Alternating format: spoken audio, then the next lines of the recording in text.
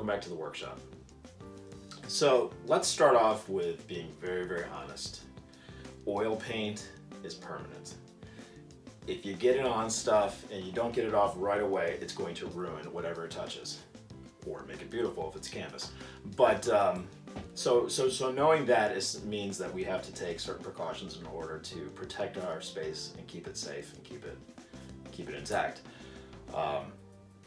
Hopefully you have a space like I do where it's outside, it's unfinished, and if I get paint on certain surfaces, it's not going to matter. But not all of us have something like that. Some of us can only do painting inside our home, and that's okay. I hope that doesn't stop you from oil painting. My wife paints inside, and so we're going to go ahead and cut away, and I'll show you exactly what she has in her studio. If you look here, you see that she's got an easel. She's got a little stand to the left of the easel where she keeps her paints. And then if you look on the floor, you'll see this black bucket. And now if you look, you can see what the inside of that black bucket has. I made that myself, and you can make it too. I got that bucket from Home Depot for just a couple dollars, and what I put in there was a paint roller screen, believe it or not, that I also purchased at Home Depot for maybe $1 or $1.50, something like that. And if you look closely, you'll see at the bottom I've got those pieces of wood, and those are there in order to weigh down the bucket. And so what she can do is she can just simply dip her brushes into the thinner and then slam the brush against the sides of that hole, and that's how she can get her brushes cleaned. In the meantime, you'll notice that the floor in her space indoors is not carpeted. I strongly advise that you do not do oil painting on a carpeted surface. However, if that's the only surface that you have, then you should probably put something that is non-absorbent down below wherever it is that you're doing your work. Because like I said, oil painting is permanent, and the thinner is also very, very destructive to certain materials in the home, such as carpet. So if you can put down some plastic sheeting or some sort of a tarp or a trash bag or something of that nature, not newspaper, not brown paper, but something that's, like I said, non-absorbent, then you should be in good shape. You just have to be really, really careful. So that's how you paint inside. But we're not painting inside, we're painting out here in the workshop.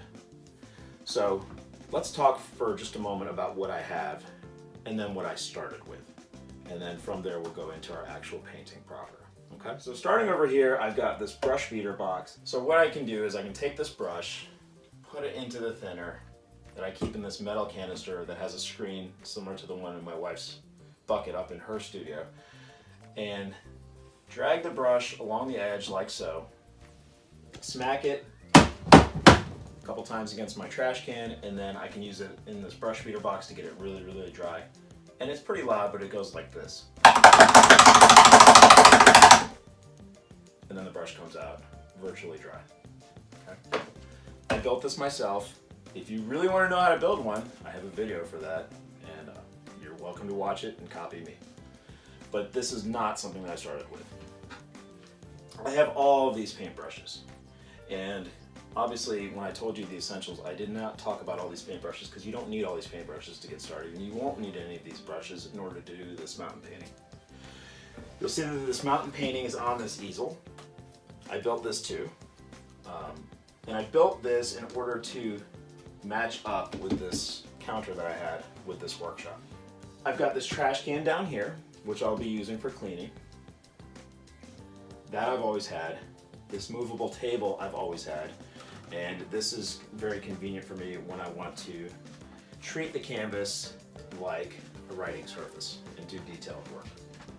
We'll be doing our painting today on this movable table because that's how I did my first painting. Back here I've got a shelf here and a shelf there that I built with my 16-year-old son. I keep a lot of additives for paints up here.